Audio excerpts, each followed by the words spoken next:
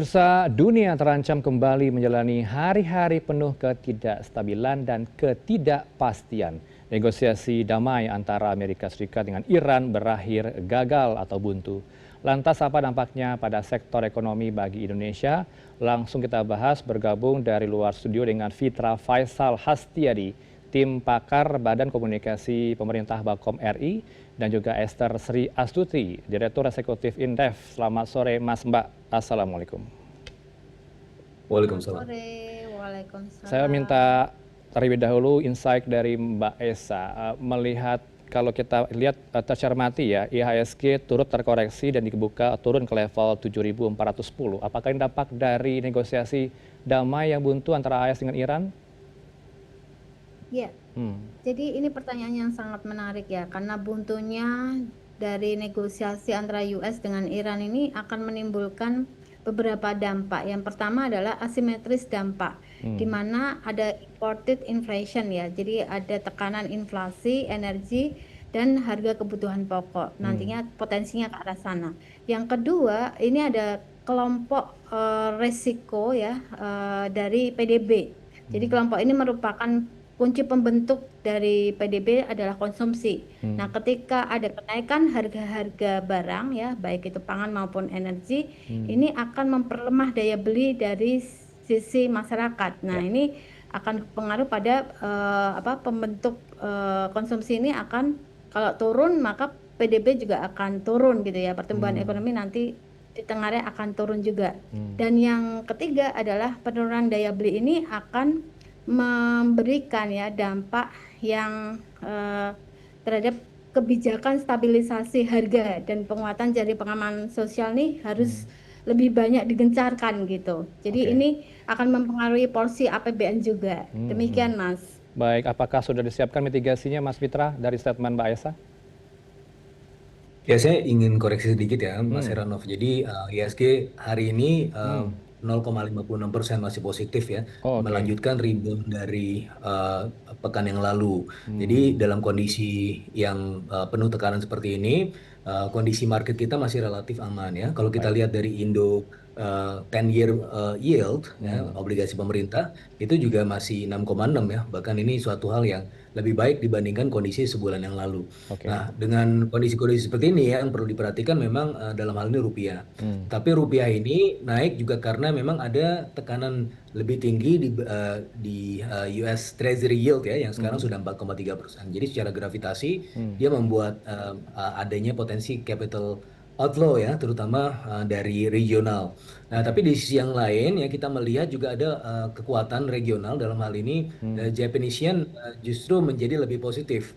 Karena apa? Karena dia menjadi safe haven berikutnya karena ada tekanan atau risiko yang meningkat di Amerika Serikat. Nah, dalam kondisi Oke. ini juga bisa menghasilkan potensi yang positif di regional. Nah, kembali lagi ke Indonesia. Nah, Indonesia itu sebenarnya kita sudah cukup siap ya dengan kondisi-kondisi seperti ini. Kalau kita cermati dalam beberapa pekan terakhir, pemerintah sudah kemudian mengeluarkan beberapa langkah sekaligus ya. Bahkan kita sudah men-set asumsi makro untuk harga minyak itu mencapai 100 US dollar per barrel ya. Ya. Sebelumnya kan 70 US dollar per barrel ya, ICP ya. Meskipun demikian kalau kita lihat ICP ini kan dilihat secara average 1 tahun.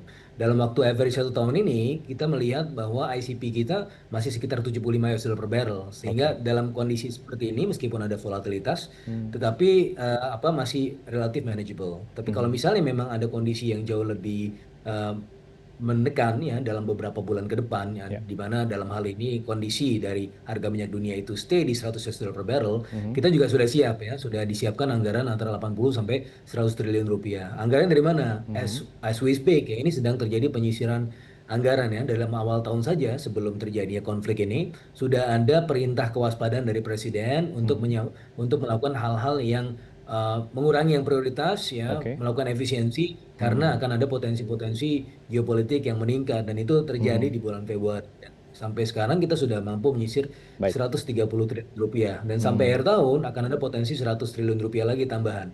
Nah, ini menjaga supaya apa? Supaya harga-harga terutama minyak bersubsidi itu tidak naik dan itu sudah kita Oke. lakukan ya semenjak dari bulan yang lalu dan bahkan dalam hal ini kita sudah juga menahan ya harga yang non subsidi untuk tetap tidak berubah harganya atau tidak Baik. ada penyesuaian harga. Sehingga efek transmisi harga ke level konsumen itu juga tidak terjadi dengan segera, Mas Heranov. Oke, merespon daya beli masyarakat yang disebut tadi oleh Mbak Esa, bagaimana Mas Fitra? Termasuk juga PDB kita yang berpengaruh dari kondisi krisis global ini. Ya, PDB kita di kuartal 1 menurut hitungan saya masih 5,54% karena memang kita belum melihat transmisinya secara langsung di kuartal 1 ya. Oke. Memang ada lewat jalur ekspektasi. Kalau kita lihat ada pelambatan dari Consumer Confidence Index di bulan Maret ya, tapi dalam kondisi ini baru faktor ekspektasi. Nanti kita akan lihat sebenarnya pertaruhannya di kuartal kedua. Tetapi di kuartal 1 ini sebenarnya belum ada tekanan yang cukup signifikan ya. Dan dalam konteks daya beli itulah sebabnya kenapa pemerintah ya dalam hal ini tidak melakukan penyesuaian harga, Baik. terutama juga di yang subsidi dan non subsidi ya. Ini juga dibuat ditangkal dengan pertama dari APBN, yang kedua adalah dari margin Pertamina. Kenapa? Karena pemerintah menyadari bahwa kalau menaikkan harga sekarang itu akan menekan masyarakat ya. Dalam kondisi ini kita juga melihat tahun 2019 populasi middle class kita 57,3 juta, sekarang tinggal 46 juta. Artinya Baik. ini 11 juta anjlok. Nah, dalam kondisi seperti itu, Oke. pemerintah sadar bahwa untuk membuka ruang ekonomi itu butuh waktu, industrialisasi dan seterusnya. Makanya setidak-tidaknya beban middle class itu tidak ditambah dengan menaikkan harga-harga begitu ya. Dalam hal ini administered prices yang bisa Oke. diatur pemerintah adalah ya harga subsidi. Ya, menyoroti tadi Anda katakan ada kenaikan harga begitu ya. Banyak sekali masyarakat yang menjerit, termasuk ibu-ibu di rumah gitu ya. Harga minyak, kedelai, plastik alami kenaikan dampak krisis global. Apa yang sudah lakukan untuk kebijakan-kebijakan lain selain penghematan yang Anda katakan tadi, Mas? Ya, kalau misalnya plastik memang ini adalah derivat dari harga minyak dunia ya. Kalau kita lihat ya, salah satu komponen plastik adalah nafta. Nah, dalam hal ini perlu waktu untuk mengelola nafta itu di kilang kita, dan juga perlu waktu untuk kemudian mengambilnya dari Singapura. Tetapi untungnya sekarang ini kondisi persediaan nafta di Singapura itu sudah average di atas 5 tahun terakhir ya. Jadi kalau untuk yang kondisi light distillates di Singapura itu memadai untuk pasokan nafta dan RON 92 sampai 98 kita. Oke. Jadi selain dari ketersediaan pasokan nasional yang setara dengan 25 hari storage nasional kita juga melakukan trading dengan Singapura, dan dalam hal ini masih cukup baik ya, meskipun tentunya harus kita selalu evaluasi. Dan makanya Oke. pemerintah mulai dari kemarin ya, awal bulan ya, sudah kemudian melakukan langkah-langkah antisipatif. Salah satunya adalah dengan melakukan efisiensi konsumsi BBM ya, ada WFH, dan kemudian ada konversi energi dari B40 menjadi B50 dan seterusnya. Ini adalah dalam rangka antisipasi dan mitigasi untuk kondisi-kondisi yang penuh ketidakjelasan ya di beberapa Oke. bulan ke depan. Respon Anda, Mbak Esa, ada tadi yang upaya yang dilakukan pemerintah trading dengan Singapura. Apakah langkah yang tepat?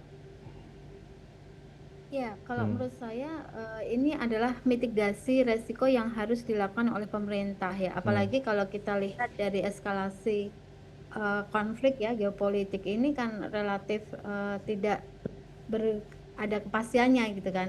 Kalau kita bagi ini menurut kajian Indef ada 3. Ya. Jadi kalau durasi perangnya itu antara 2 sampai 4 minggu, maka kondisi yang akan terjadi adalah harga energi global itu naik, walaupun masih moderat ya. Kemudian ekspor logistik ya relatif stabil, inflasi masih terbatas ya, masih bisa kendalikan. Tapi kalau sudah 1 sampai 2 bulan, maka harganya tinggi ini akan menjadi persisten ya, dan ini memicu resiko global, dan ekspor mulai melemah karena biaya logistik itu relatif naik dan inflasi akan meluas.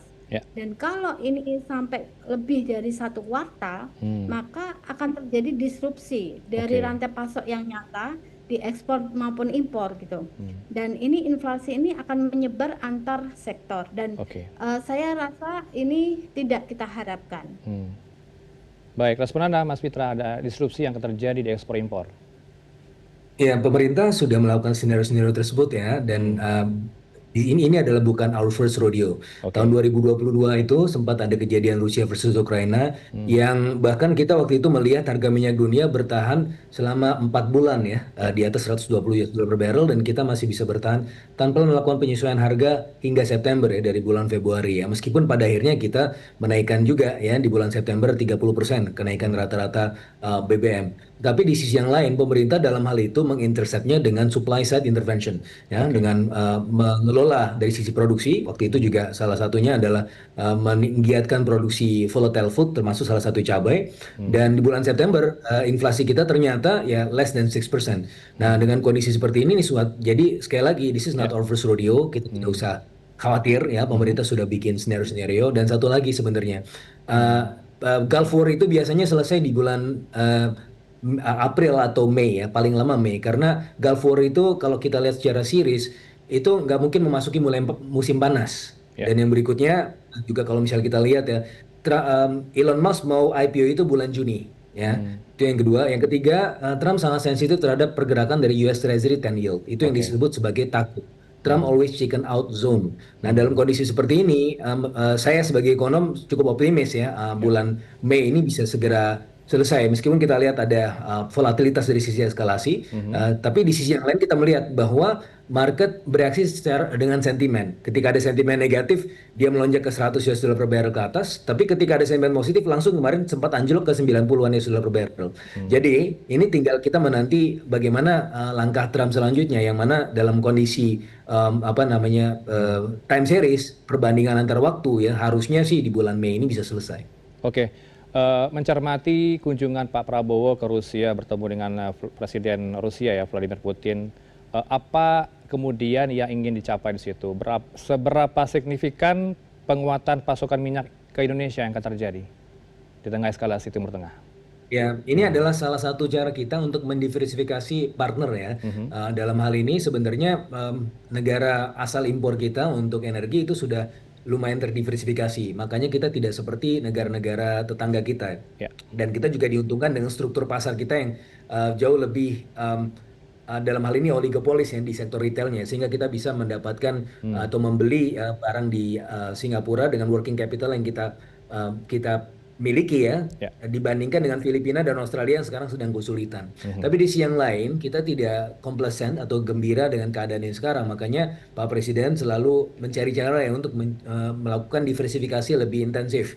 Nah, dalam hal ini Rusia sebagai salah satu pemasok ya di wilayah timur itu juga dari sisi jalur itu akan jauh lebih relatif kendalanya lebih kecil ya dibandingkan di lewat jalur barat. Yang kedua adalah ya mereka merupakan salah satu produsen utama yang selama ini juga sempat di-ban oleh Amerika Serikat, tapi ban-nya sudah dibuka sedikit demi sedikit dan itu bisa kita manfaatkan. Begitu Mas Baik, Heranov. Mbak Esa, apakah diversifikasi intens dengan Rusia juga perlu dilakukan saat ini? Ya, saya rasa ini harus dilakukan juga karena kalau kita bergantung pada satu pemasok ya energi gitu ya, katakanlah dari Timur Tengah, maka ya sementara Selat Hormuz ini belum tahu gimana ke depannya gitu ya, maka diversifikasi dari pemasok ini juga harus dilakukan gitu ya. Mungkin tidak Oke. hanya dengan Rusia tetapi dengan negara yang lain gitu. Ini lebih baik buat Indonesia. Tapi kan kalau kita lihat potensi kendalanya akan terjadi luas begitu ya, jalur perdagangan yang sebagai tetap melewati Selat Hormuz, Iran, serta adanya ancaman dampak sanksi Uni Eropa juga terjadi. Mbak Esa. Betul, betul.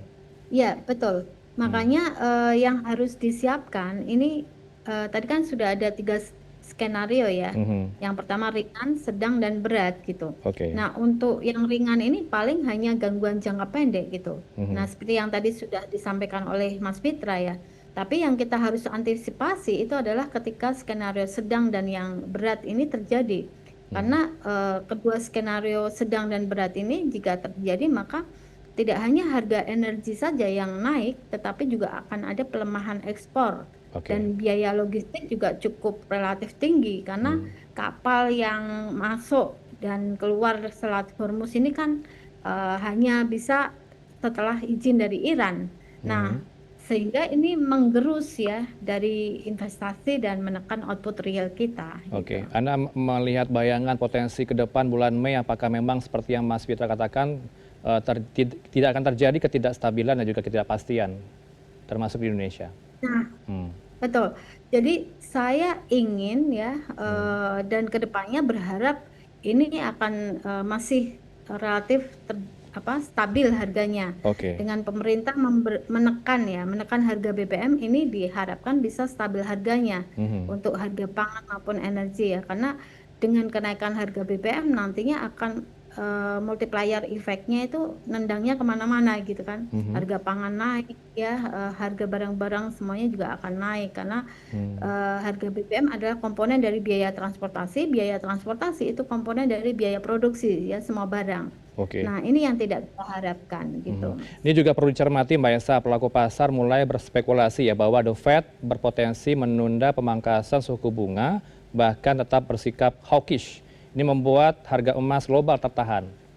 Analisa Anda?